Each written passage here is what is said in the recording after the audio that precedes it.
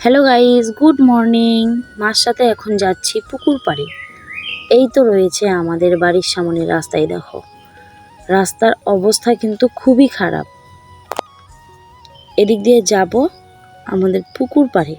তো পাশের যে জমিটা রয়েছে এক চাষ করা হয়েছে, তার উপর আবার জল জমে একদম কাদা কাদা, খুবই খারাপ অবস্থা। এদিক দিয়ে যেতে একটু কষ্ট হবে। তো বাড়ি থেকে দেখা যাচ্ছিল যে কলার গাছে অনেক বড় একটা মোচা হয়েছে। মা বলল যে আজকের বারটাও ভালো, তো আজকে নিয়ে আসি। এই যে সামনের রাস্তাটা, এদিকে যে কাশ ফুলের গাছগুলো দেখতে পাচ্ছ, এগুলো কিন্তু দুর্গাপুজোর সময় খুবই সুন্দর ফুল হয় আর সবাই এখানে এসে ছবি তোলে। এখন খুব একটা ভালো হয়নি, ছোটই রয়েছে গাছগুলো। মাথার মধ্যে গামছা দিয়ে রেখেছি, ক্যামেরার দিকে একটুও তাকাতে পারছিলাম না, সেই জন্য। এই যে মা কিন্তু এখন আস্তে আস্তে এদিকে গেল, আর এই যে বাঁশের মধ্যে কাঁচিটা লাগিয়ে এখন মোচাটা পারবে। মোচাটা কিন্তু বেশ বড় হয়েছে।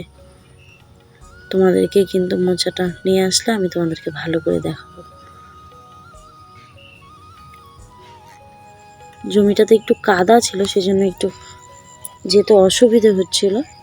এই যে জমিটা, এই যে তোমাদেরকে এখন আমি দেখাচ্ছি মোচাটা ঠিক কত বড় আর কেমন হয়েছে। দেখো কত সুন্দর লাগছে না? এটা কিন্তু বাজার থেকে আনতে গেলে কম করে হলেও 100 টাকা লাগবেই। মোচাটা কিন্তু অনেকটাই বড় ছিল, তোমরা দেখে হয়তো অনেকেই বুঝতে পারছো। চলো আজকে এটা খাওয়া হবে।